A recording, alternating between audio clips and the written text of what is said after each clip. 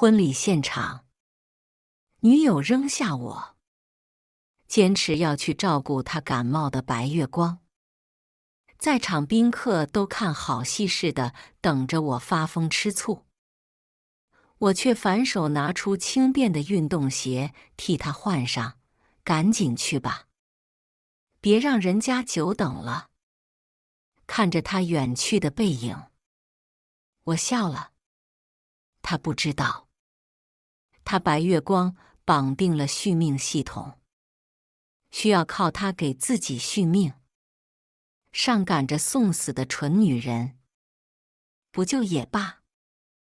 大家好，开始今天的分享之前，希望你能给人间烟火点个订阅，我将会分享更多优质的内容。阿宁，我感冒了，好难受，你能不能帮我买个药？婚礼宣誓过程中，女友温宁收到了她白月光林玉打来的电话，还不小心点了外放。林玉撒娇的话语就这么清晰地落入了会场上每一个宾客的耳朵里。宾客瞬间议论纷纷，满脸八卦，像是被人狠狠扇了一巴掌。我的脸红得发烫，尴尬不已。我碰了碰温宁的手肘，想让她挂断电话，毕竟今天是我们的婚礼。温宁看了我一眼，点了点头。我心下一喜，以为她要拒绝林玉，可下一秒，却听温宁对电话那头的林玉说道：“阿玉，等我。我马上过去找你。”说着，温宁提起裙摆，就准备转身离去。我瞬间如坠冰窖，满心欢喜也在这一瞬化为失落。我怎么都没想到，温宁居然答应了林玉，还要逃婚去找他。我下意识地拉住他的手，满脸哀求：“宁宁，今天是我们的婚礼，你就非去不可。”温宁却甩开我的手，眼里也闪过一丝冰冷。“你没听到阿玉说她生病了？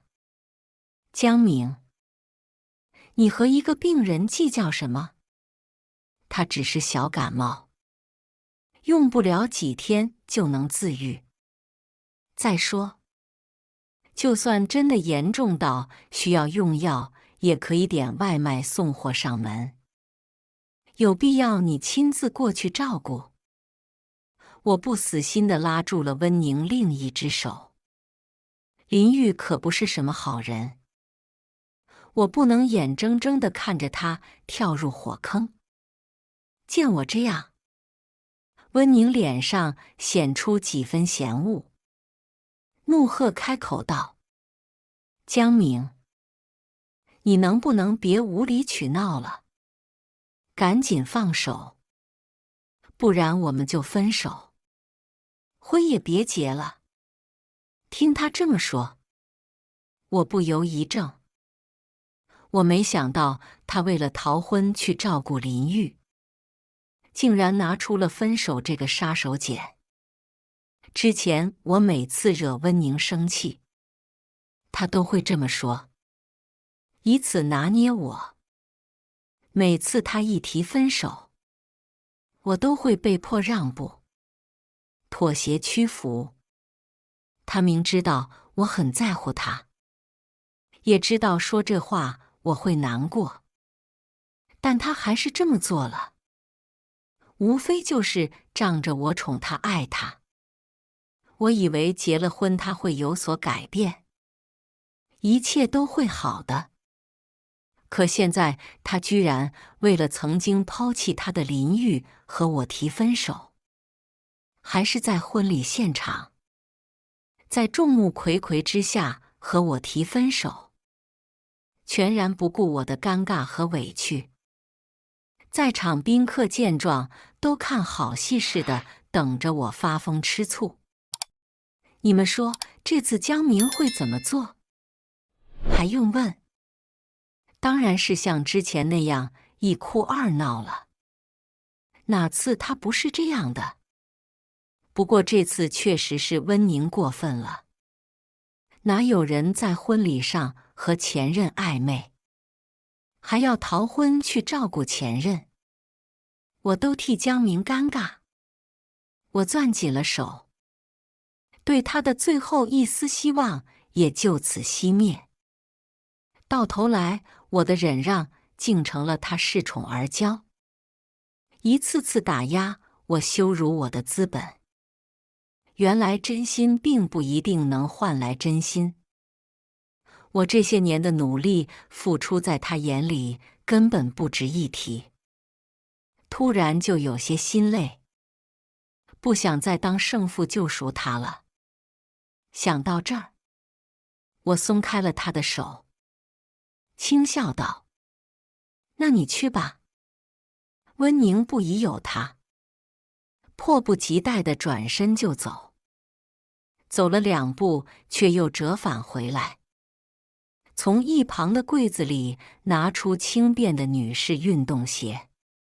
江明，我穿婚纱不方便，给我换上吧。这运动鞋还是温宁提前1天准备好的。我亲眼看见他把运动鞋放进了柜子里，当时就有不好的预感，但我只当没看到，还安慰自己这是温宁为了第2天敬酒舒服才准备的。毕竟高跟鞋穿久了是会痛脚的。现在想来，不过是自欺欺人。他早就有逃婚的念头了。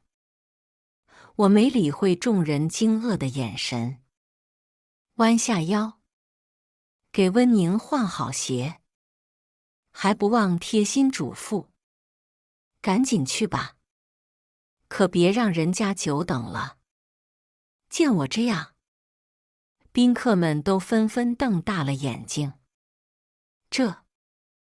这是江明。温宁也是后知后觉自己做的过分，难为情地看了我一眼，眼中闪过愧疚，语气缓和道：“江明，婚礼我之后再补你。”话虽这么说，可他转身却异常的坚决，速度更是快出了残影。看着他离去的背影，我心中一阵冷笑。去吧去吧，就怕他有命去，没命回。他不知道，林玉绑定了续命系统，需要靠夺取他的寿命给自己续命。我之前多番阻止，是想救他，不想他落入火坑。没想到他却这么不知好歹。既然这样，那我索性不管了。上赶着送死的蠢女人，不救也罢。林玉接近温宁，一直是别有用心的。当初他嫌弃爱妇，钓上富婆后，果断抛弃温宁，远走他国。在国外那段时间，他纸醉金迷，把身子糟蹋坏了。续命系统就是那个时候绑定的，但想续命得找一个血包，而对他旧情难忘的温宁，无疑是最好的目标。所以，奄奄一息的林玉回了国，重新找上了温宁。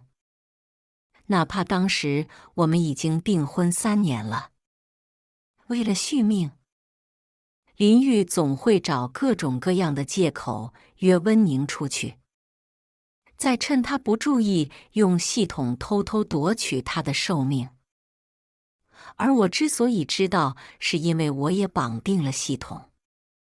不过我绑定的是共担系统，可以把寿命分温宁一半，并且分担温宁的痛苦。这系统是当初为了救温宁绑定的。某次，温宁和林玉约会回来后，直接昏倒不起，医生也看不出毛病。系统就是在那个时候找上我，说明了真相，并表示要救温宁只能绑定他。我才知道林玉的突然回国不是因为旧情难忘，而是为了让温宁给他续命。为了救温宁，我毫不犹豫地绑定了系统，把自己的寿命分了他一半，还替他承担了痛苦。温宁醒来后，我把林玉绑定系统的事情告诉了他，可他不信，还说我是眼红林玉优秀，故意造谣。为了让他相信，我放出之前无意录下的林玉对着空气说话的录音，里面林玉就提到了系统。就算这样，温宁仍然不信。他去找林玉询问，林玉承认了他绑定系统一事，却撒谎说他绑定的是攻略系统。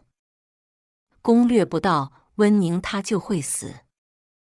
温宁信了林玉的话，对我成见更大，也更偏心林玉。但就算他这么对我，我也没想过要走，只因他曾救过我。在我被人举报抄袭画作，遭到网暴，绝望到跳楼的时候，是他救下了我。那一刻，我爱上了他，他的救命之恩我也一直牢记于心。再次遇见他，是大一的时候，我用辛苦兼职的钱订了一束玫瑰，准备向他告白，却发现他早就名花有主了。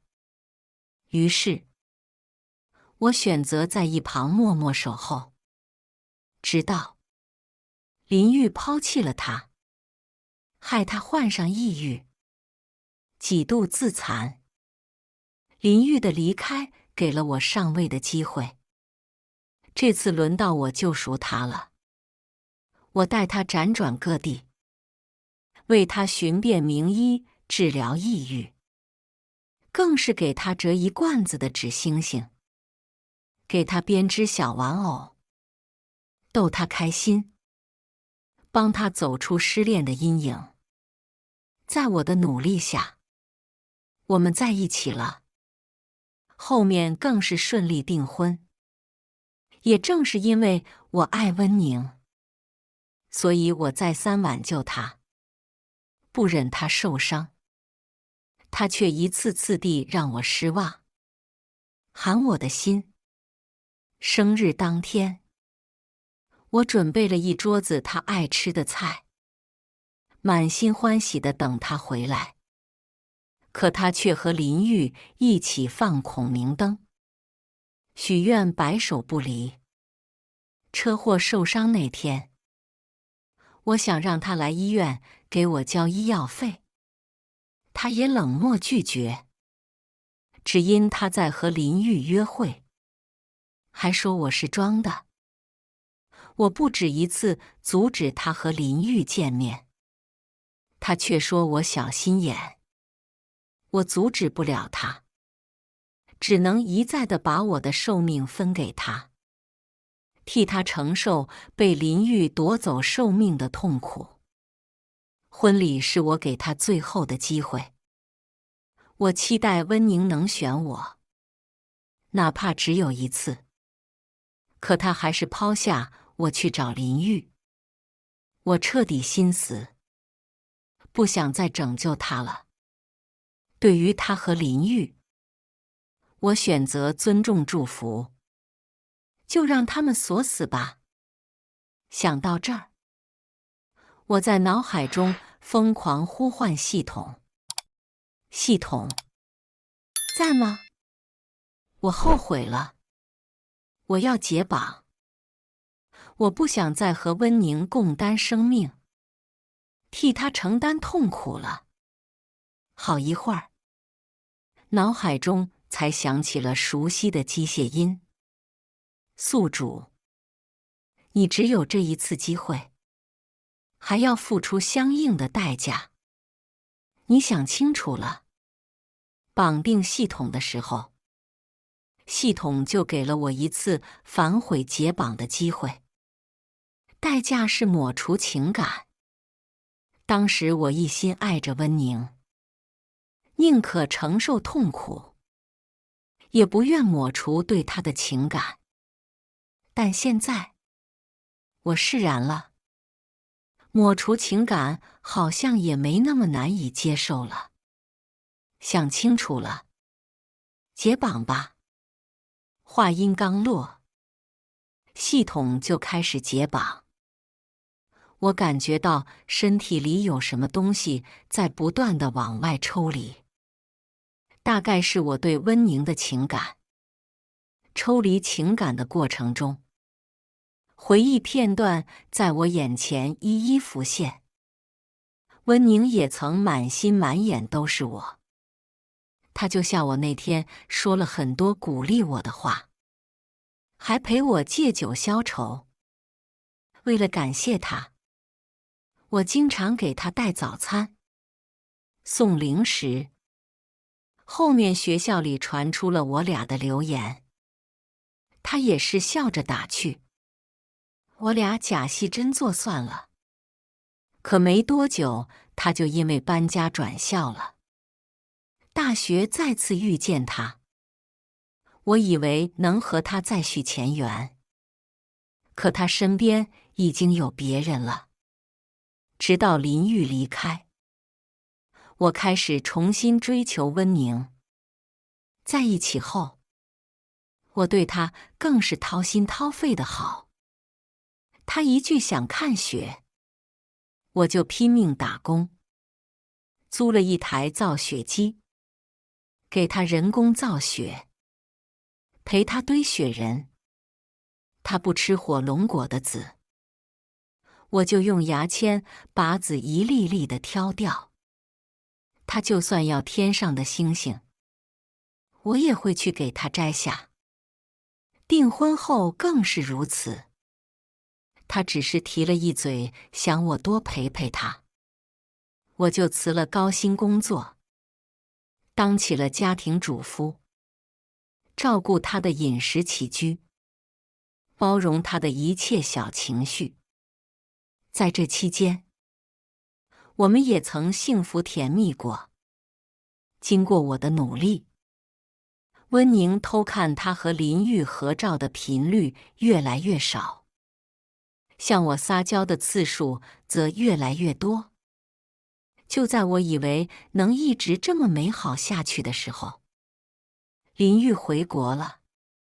他回国后，温宁对我变得冷淡，回家的次数越来越少，回来的时间也是越来越晚。他说是出差应酬，可我们的共同好友却给我发来了他屏蔽我的朋友圈。朋友圈里，他和林玉共进烛光晚饭，笑得一脸甜蜜。知道林玉真面目的我，让温宁远离林玉。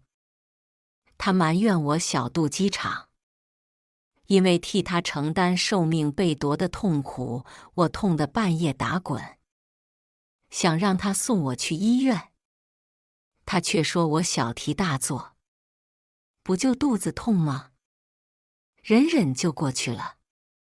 你一个大男人，至于吗？可林玉只是因为开易拉罐划破皮，他就心疼的不行，非要开车送林玉去医院消毒。面对我的付出，温宁视而不见，他眼里只有林玉一人。既然这样，我又为什么要苦苦守着他不放？就算是报恩，这些年我也已经还清了。很快，系统解绑，我对温宁的情感被彻底抹除。之前分给温宁的寿命也一一回到了我的体内。我整个人都精神清醒了许多。现在想来，当初的我可真是个傻子，简直就是在浪费时间和生命。把这时间精力投入到事业中，我早就是成功人士了。想到这儿，我笑着取消了婚礼，更是退还礼金，遣散宾客。而后掏出手机，联系上了之前公司的老板，决定重回岗位。之前为了温宁，我辞去高薪工作，放弃自己的梦想，一心围着他转，结果到头来什么都没有。现在来看，这就是我做过最错误的决定。老板一听，立马同意。他一向看重我，当初我辞职，他还疯狂挽留。遗憾错过了我这么好的人才。工作搞定后，我转身回家收拾行李。收拾的不是我的行李，而是温宁的。这房子当初可是我全款买下的，现在温宁都抛下我跑去和林玉纠缠了，我还留他干什么？把温宁的东西都收拾干净后，我正准备扔出门，开门却看到了温宁和林玉。彼时，温宁正搀扶着林玉，两人紧贴着，恨不得合二为一。大热天的也不嫌串味。看到是我，温宁一愣：“你怎么在这儿？”我气笑了：“这是我家，我不在这儿在哪儿？”见我这样，温宁似是想到了什么，不悦皱眉：“你跟踪我，我就说你前面怎么那么好心，还故意让我走，原来在这儿等着我呢。明明是他逃婚，却成了我的不是。”我看着他，冷声反问：“我还没说你呢。没经过我同意，谁让你带不三不四的人回来？”听我这么说，温宁身子明显僵硬了一下，很快便恢复了理直气壮：“你说谁不三不四呢？我前面带阿玉去看病，医院离我们家近，她身子虚弱，我就带她回来了。正好你也闲着，我扶阿玉上床休息，你去给她冲药。”温宁直接把感冒药往我怀里一塞。这是什么奇葩？不仅把前任带回家，还让我去伺候他的前任。我反手把药扔了回去：“你们残疾了，不能自己去。”温宁瞬间瞪圆了眼睛：“你发什么疯？之前也是这么做的，怎么现在不行？”之前温宁就经常把醉酒的林玉带回家，还大半夜把我摇醒，让我给他做醒酒汤。偏偏我还笑脸相迎，默默忍受。现在想来，我真是个没下限的恋爱脑。想到这儿，我冷笑开口：“之前脑抽了，现在清醒了。这傻子谁爱当谁当。”说完，我推开他们，就要扔行李。温宁这才注意到我手上拿的东西，满脸震惊：“你要搬走？要搬走的不是我，而是你。”我当着温宁的面把他的行李扔了出去。温宁脸都憋红了：“你至于这么斤斤计较？不就是个婚礼？再不就是……可阿玉生病了，难道你要我见死不救？吃醋也得分场合吧。”他居然以为我在吃醋，也太自作多情了吧。我自然是没有权利阻止你去照顾林玉，这是你的自由。同理，你也没有权利阻止我让你搬走，因为这是我的房子，我有支配权。温宁气得瞪大双眼，拔高音调：“江明，什么意思？你要赶我走？说不上赶，这里本来就是我家，没收你房租就不错了。”这时，一旁的林玉虚弱开口了：“明哥，你别误会，我和阿宁什么都没有。阿宁只是好心送我去医院。”还没说完，就被温宁冰冷打断：“没有误会，我和阿玉就是你看到的这样。”说着，他挽上了林玉的胳膊，当着我的面故意亲密，试图气我。林玉红着眼将我拉到一旁：“明哥，阿宁说的都是气话。虽然我们一起吃饭，一起放孔明灯许愿，一起看电影，但我们真的只是纯友谊。你可千万别多想啊。表面是在劝架，话里话外却都在向我炫耀他和温宁多么的亲密。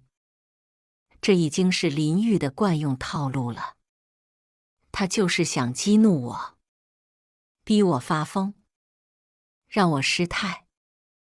若是之前听他这么说，我肯定会愤怒地上前质问，更是大闹一场。但现在，我情感被抹除了，心如止水，只觉得林玉像小丑一样可笑。见我没生气，林玉和温宁的脸上都闪过一丝错愕。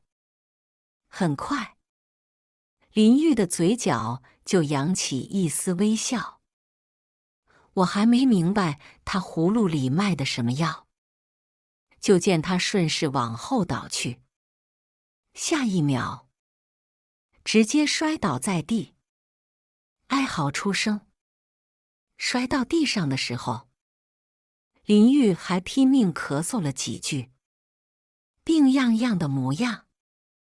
温宁心疼地扶起林玉，狠瞪我一眼：“江明，阿玉是个病人，你推她干什么？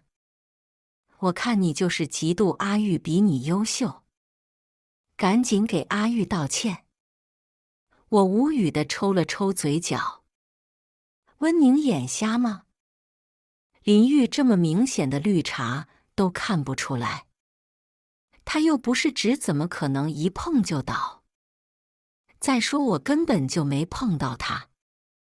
我瞥了一眼还在做戏的林玉，指了指头顶硕大的监控：“需要我调监控自证清白吗？”林玉当场语塞，温宁也是脸色难看。你要是不给阿玉道歉，我就和你分手，又想用分手拿捏我。他以为我还是之前的江明。见我沉默，林玉眼里闪过得意，温宁也是一副等着我妥协道歉的高傲模样。我却点头同意，好啊，我也正有此意。温宁的笑容僵在脸上。什么？你真要和我分手？我耸耸肩，不是你提的吗？有问题？温宁有些破防，愤恨地瞪着我。分手可以，但你要赔偿我的青春损失费和分手费，还有精神损失费。再把这些年我给你的买的东西全都折成现金还给我。你别忘了，你的衣服袜子都是我买的。我每次回来打包给你的晚饭也得算上，还有那次你让我去给你修手机，跑腿费也得加上。温宁把一些七零八碎的东西都算上了，东拼西凑，最终要我给他60万的赔偿。我当场气笑，他还真有脸说。这袜子是他给林玉买生日礼物时凑单买的，打包回来的晚饭也是他们约会吃剩的。我让他帮我修手机，也是顺路的事，他连这个都计较上了。这些年我在他身上付出的又何止60万？当初我把老婆本给了他，里面足足有150万的金额，现在已经所剩无几了。我冷笑一声，调出卡里的消费记录，算这么清，怎么不见你把欠我的90万好好算算？温宁当场吃瘪，气得浑身发抖。阿玉，我们走。他拉着林玉转身就要离去，我却突然叫住了他。等等。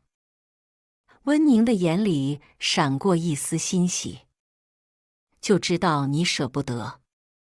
不等他说完，我把家里的垃圾都塞给他，把你制造的这些垃圾也带走。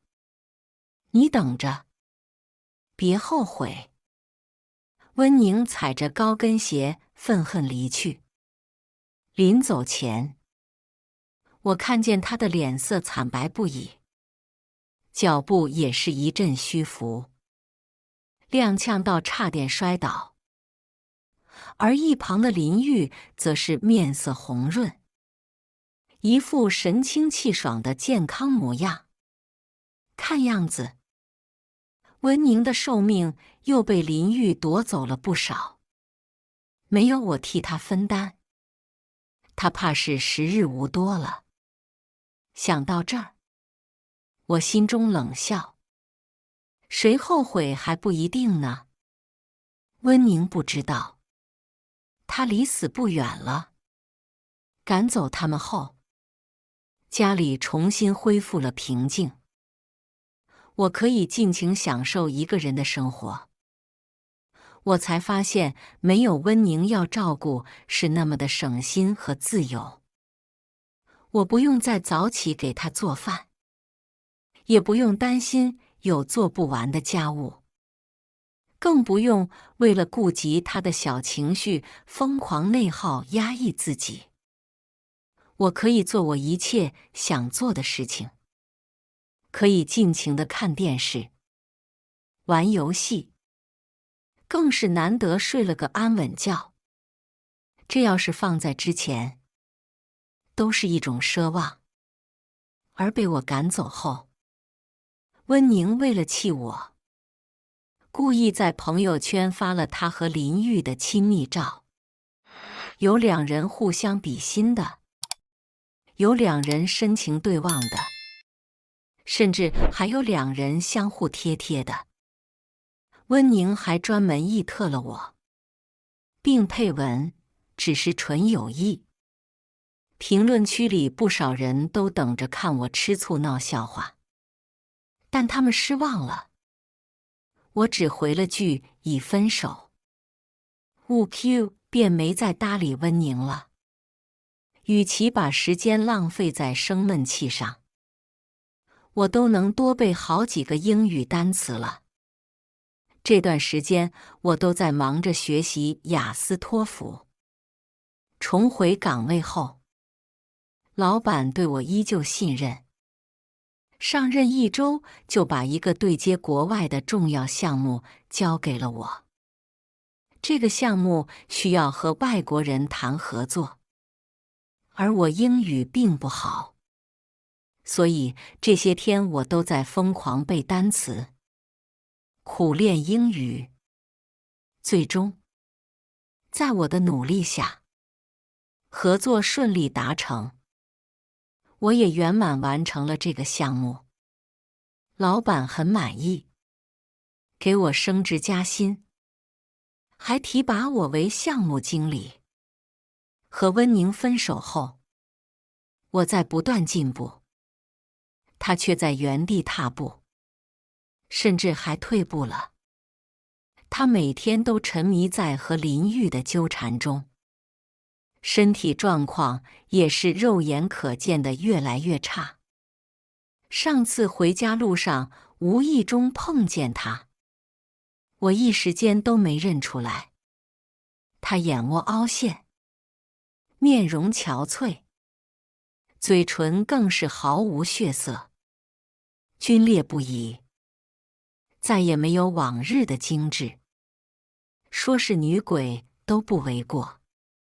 看他这状态，就知道他的寿命又被林玉夺取了不少，离死亡又近了一步。但这些都和我无关。好言难劝该死的鬼，他自己非要送死，我又有什么办法？我重新投入到工作中，很快就忘了温宁这件事。没多久，国外负责人就邀请我们公司出席酒会，表示要当众宣布我们的合作。因为项目是我全程跟进的，合作也是我谈成的，我自然而然的就作为公司代表参加了这次酒会。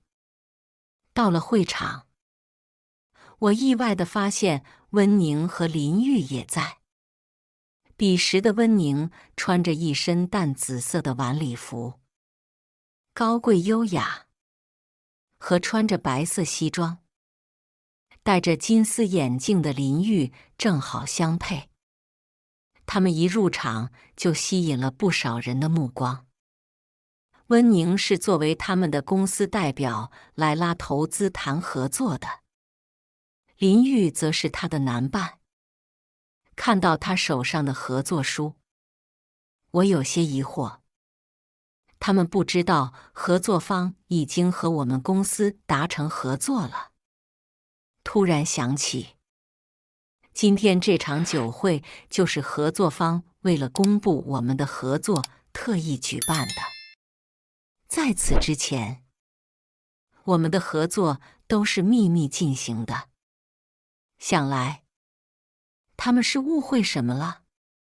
还以为合作方召开酒会是为了拉合作。看到是我，温宁瞥了我一样，鄙夷不屑地开口道：“你怎么在这儿？看你这副穷酸样，都不知道怎么混进来的。”我低头看了一眼身上的西装，虽说是没有他们那么精致华贵，但也算得上整洁体面。我没搭理温宁，他自顾自地继续说道：“难道你后悔了？所以追我追到这里？”我一阵下头，当初真是眼瞎。居然看上这么个普信女。不等温宁说完，我就冷声打断：“少自作多情！我是作为代表来这里谈合作的。”听我这么说，温宁的脸上是抑制不住的嫌弃和不屑。就你来谈合作，别丢人现眼了。林玉一听也眨巴着眼睛，顺势开口道：“明哥，阿宁和我说过，你连英语都不会说。你们在国外旅游的时候，都是阿宁帮忙给你翻译的。这是真的吗？可是我们今天的合作方是外国人，要不你还是等下次吧，省得一会儿说错了尴尬。而且比起你们公司，显然阿宁的公司更适合这次合作。再说了，阿宁英语也好，谈下合作不是问题。”林玉俨然一副单纯小白兔的模样，看着楚楚可怜，可却是字字珠玑，句句带刺，话里话外都在疯狂阴阳我，嘲讽我英语不好，能力不行。我没想到温宁连这个都和林玉说了。之前和温宁出国旅游，因为林玉的一通电话，温宁抛下我直接回国找林玉，把我一个人丢在人生地不熟的国外。我不会英语，语言不通，很是尴尬窘迫。后面还是用了手机翻译软件，才狼狈地逃回国。我和温宁诉苦，他不仅不安慰，还冷眼嘲笑：“谁让你不会说英语？”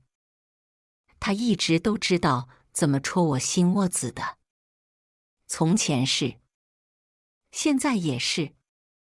但温宁不知道，现在的我已经学会英语了，我早就不围着他转了。想到这儿，我冷冷看着他们，一字一顿道：“合不合适可不是你说了算。”被我这么一对，温宁本就惨白的脸色又白了几分。看他这样，我知道他时日无多了。而林玉则是泪汪汪地看着温宁：“阿宁，明哥好像误会我了，我不是那个意思。”偏偏温宁就吃他这一套，愤恨地把我推开，将他护在身后。“江明，阿玉好心劝你，你不识好歹就算了，干嘛这么说他？”对完我，温宁又满眼温柔地看向林玉：“阿玉，你也是，太善良了。江明要出丑，你就让他去，管他干嘛？”我无语地在心里翻了个白眼，懒得再管闲事。很快，国外的合作代表来了。他一进来，会场的其他人都纷纷拿着合作书围上去，可他却拨开他们，径直朝温宁的方向而来。温宁撩拨了一下秀发，得意地瞥我一眼，嘴角都快飞到天上去了。“江明，看到了吧？合作代表还是很有眼光的。”说完，他把合作书毕恭毕敬地递到了合作代表面前，更是当着众人的面秀了一下他的英语：“周先生，非常感谢您能给我们公司这次合作机会，我们一定不会让您失望的。众人都纷纷朝温宁投来羡慕的目光，可合作代表却连个眼神都没给他，冷冷开口：“你谁？我认识你吗？”温宁傻眼了：“您向我走来，不是找我谈合作？”合作代表冷笑一声，直接绕过温宁，朝他身后的我走了过来，热情地和我打起了招呼。我微笑回应，期间还不忘瞥温宁一眼。不好意思，这是我的合作伙伴。什么？合作伙伴？温宁震惊地看着我，脸上一阵青红交错，像极了打翻的调色盘，整个人更是尴尬地愣在原地，恨不能找个地缝钻进去。会场众人见状，也是小声议论了起来。这温宁哪来的自信？人家合作代表就不是冲他来的，他还贴上去献殷勤，这下打脸了吧？呵呵，我都替他尴尬。温宁气得浑身颤抖，指着我恼羞成怒道：“不可能！你一个连英语都不会说的人，怎么可能谈下合作？你肯定是用了见不得光的手段，才得到了这次合作。”温宁这是怀疑合作有黑幕。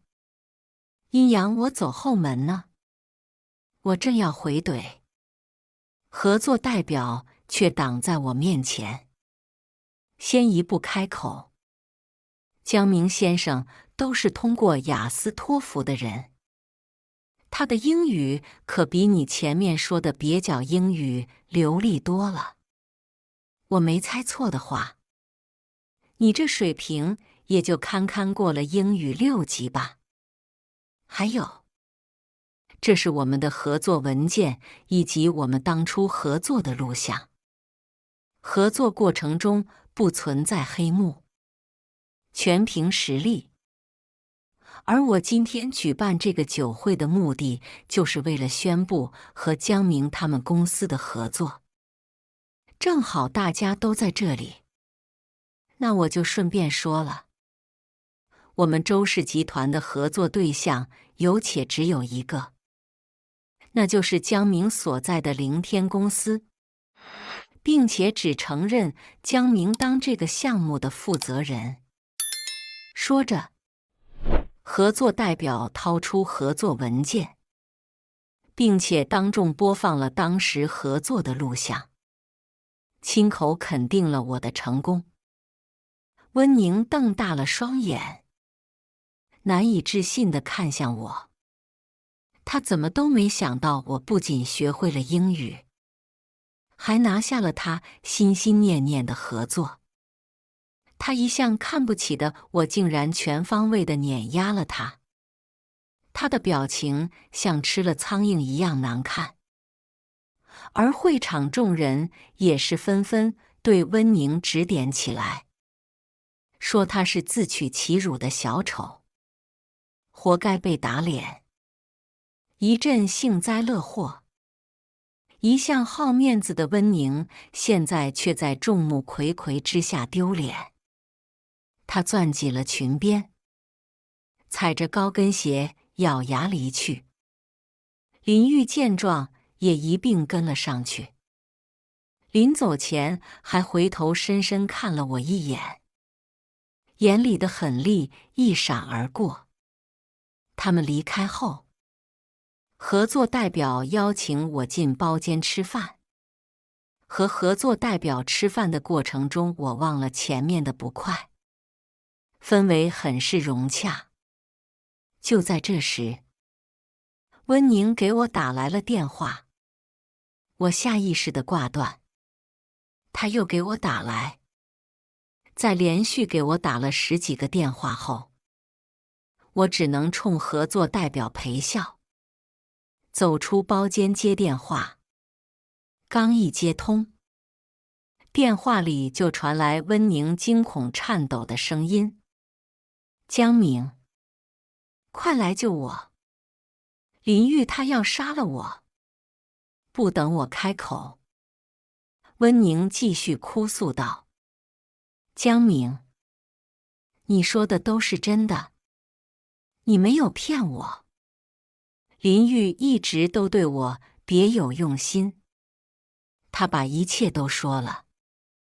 他绑定系统不是为了攻略我，而是为了拿我续命。前面他趁着安慰我的功夫，还想对我动刀子。他说他要把我剩下的寿命全部夺走。我现在躲在地下车库里。江明，我真的好害怕，你能不能过来救我？”说到后面，温宁已经害怕到泣不成声了。我冷声道：“不好意思，我现在在忙，没空。而且，你早干嘛去了？现在才说后悔，不觉得太晚了吗？还有，现在是科学社会，别说什么系统不系统的，迷信。”对面的温宁沉默了，因为这正是他之前用来对我的话。当初我和他说林玉绑定了系统要害他，他却说我迷信，整天神经兮兮的，刀子不扎到自己身上，他永远都不知道疼。好一会儿，温宁才哑声道：“我错了，江明，算我求你了，看在往日的情分上，救救我！”不等他说完，我冰冷打断：“我救你的次数还不够多吗？当初为了救你，我连命都可以不要。可你是怎么对我的？你一味地嫌弃我，埋怨我，还说我多管闲事。婚礼当天，我也曾阻止你，你听了吗？不是你自己非要上赶着送死吗？”温宁语塞，还想再说什么？电话那头已经传来了林玉阴冷的声音：“阿宁，找到你了。你跑什么？不是说爱我吗？既然那么爱我，为什么不肯把寿命给我？啊！你这个魔鬼！放开我！”温宁惨叫不已，下一秒却挨了林玉重重2巴掌。“给我闭嘴！之前有碍事的江明在，我不方便下手。现在我好不容易有这么个机会，怎么可能轻易放过你？放轻松点，一会儿刀子插进心脏才不会疼。”紧接着，温宁的手机被打飞，电话里传来他凄厉的尖叫声。思索再三，我还是决定过去一趟，倒不是为了温宁，只是不想任由林玉和他的系统作恶。若是今天真让他得手了，以后只会有更多的无辜受害者。这么想着，我向合作代表赔了罪。根据手机定位找到了温宁他们所在的地下车库。温宁哭成泪人，疯狂叫唤我的名字。林玉冷笑一声，嘲讽开口：“呵，现在叫他有什么用？当初可是你亲手把江明气走了，你不会还想让他来救你吧？你就是叫破喉咙，也不会有人来。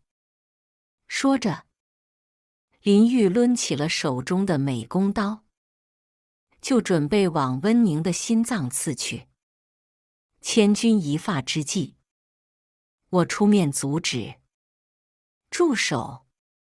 看到是我，林玉震惊了一下。趁着他愣神的功夫，温宁一把推开他，哭着跑到了我身边。阿明，你来了。我就知道你心里是有我的。我看都没看他，淡淡道：别自作多情。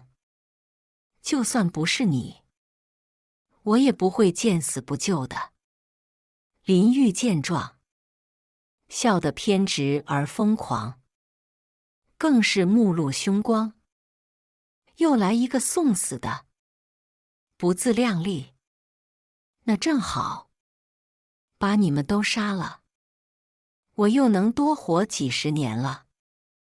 说着，林玉重新拿起美工刀，双眼猩红的就朝我们刺来。温宁害怕的一个劲儿地往我身后躲。就在他要得手时，我冷笑出声：你真以为我什么准备都没有？什么意思？林玉还没反应过来，一群警察就蜂拥而入，将他团团包围住。在他反抗前，警察直接踢掉他的作案工具，将他双手反折，3两下就把他制服了。被好几个警察压着的林玉一脸震惊。警察？怎么会有警察？在看到我一脸淡然的微笑，并且结合我前面说的话，他似乎意识到了什么，恶狠狠地瞪着我，怒吼出声：江明，是你报的警？我冷笑一声，一字一顿地说明了真相。不然，你以为我蠢，上赶着送死？早在来之前我就报警了，前面和你掰扯也只是为了拖延时间。林玉直接气炸：啊呀，果然是你，江明，你又坏我好事，老子前面就该杀了你。不等他叫骂完，警察已经强行把他压了下去。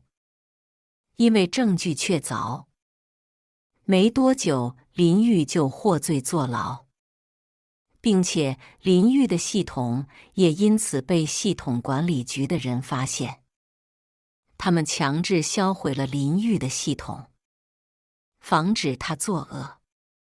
等众人走后，九死一生的温宁哭着爬到我身边，拉着我的裤腿疯狂忏悔，语气极尽卑微讨好：阿明，谢谢你救我，要不是你，我现在已经死了。经历过生死，我才知道你对我有多重要。我错了，我之前不该那么气你，更不该给你耍小性子。我们不吵了，复合好不好？我果断拒绝。我们早就没可能了。温宁愣住了，豆大的泪珠颗颗掉落，疯狂摇头：不可能，你还是爱我的。你要是心里没我，又怎么会来救我？别说是你，就算是一条狗，我也没法见死不救。似乎是听出了我话里的决绝，温宁死死拉着我，怎么都不肯放手。不会的，阿明，你只是气头上，求你再给我一次机会。你知道的，我也是受害者，我也是被林玉骗了呀。我冷冷拍开他的手，和他保持了一定的距离。这不是你伤害我的理由。何况在这之前，我已经给过你很多次机会了，可你偏偏不珍惜。婚礼是最后一次机会，是你先弃权的。从你逃婚抛下我那一刻，一切都晚了。温宁，你知道吗？不止林玉绑定了系统，我也绑定了系统。他的续命系统是要你的命，我的共担系统则是为了救你的命。为了救你，我甘愿把寿命分你一半，甘愿替你承受寿命被夺取的疼痛。可就算我付了出这么多，不也换不来你的真心吗？你的心从一开始就是歪的，你满心满眼都是林玉，我的付出牺牲你全都视而不见。现在我清醒了，解绑系统了，你却求着我爱你，你不觉得自己很贱吗？温宁，我们已经不可能，因为解绑系统的代价就是会抹除掉我对你的情感，一切都回不去了。听我这么说。温宁如遭雷击，愣在原地，眼眶中充满了泪水，憔悴的面容上也是写满了无尽的哀伤和痛苦。在他愣神间，我冷漠转身，回去继续谈合作，任由他在原地哭花了脸，哭干了泪。等我谈完合作出来后，我以为温宁已经走了，可是我却在门口的角落里发现了他的身影。他一直都蹲在角落里等我。见我出来，温宁眼睛一亮，小跑到我跟前，从口袋里掏出2个婚戒，卑微开口：“阿明，之前欠你的婚礼流程，我现在补上，可以吗？”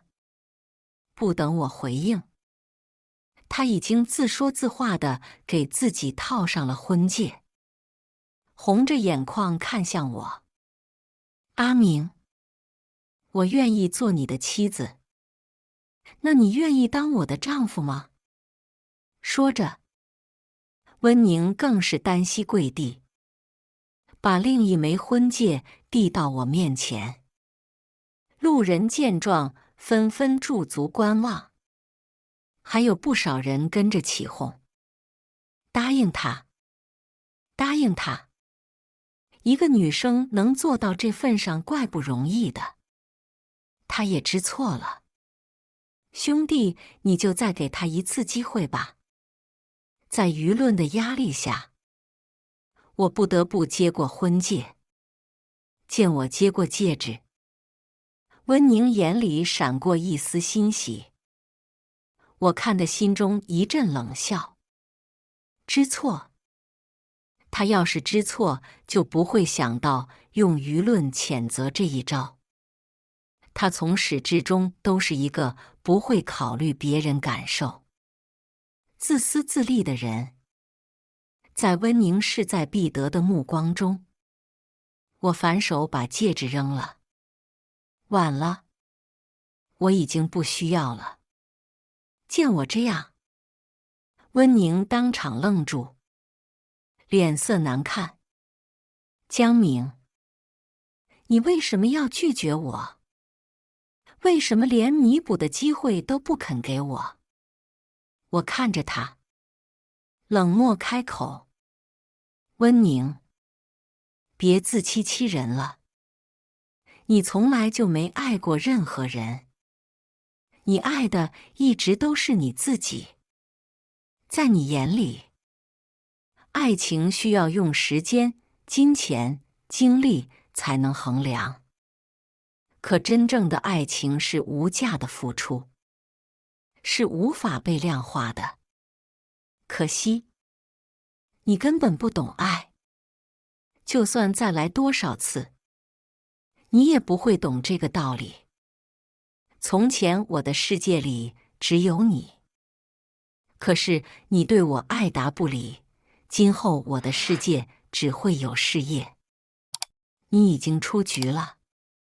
说完，我不顾温宁的尴尬和窘迫，也不顾他撕心裂肺的痛哭，转身潇洒离去。我以为那天之后，温宁不会再来打扰我，可他却不肯死心。为了挽回我，他每天都会带着自己做的爱心便当，在我家门口和公司楼下围堵我。印象里一直都是我在做饭，而温宁明明会做饭，厨艺也不错，却不肯下厨。唯一一次做饭，还是因为林玉提了一嘴，想尝他的手艺。生日那天，我许愿想吃他做的饭，他却说我故意为难他，说做饭油烟大，对皮肤不好。可现在，他却天天给我做饭，也不管会不会伤害皮肤。原来他一直都知道怎么让我开心，只是之前不愿意做罢了。爱与不爱的区别就是这么明显。偏偏我之前瞎了眼，愣是没看出来。若是放在之前，他这么讨好我，我肯定会感动不已。可现在，我不稀罕了。一开始我还好声好气让他走，次数多了后直接报警，强制赶他离开。似乎是感受到了我的冷漠和决绝，温宁渐渐不来了，我也松了一口气。没有他的打扰，我也可以更加专心地投入到工作。就在我以为温宁就此放弃的时候，却发生了一件大事。温宁把好不容易出来的林玉给杀了。据说那天，林玉刚从牢里出来，就被门口等候多时的温宁逮了个正着。两人发生争执，越吵越凶。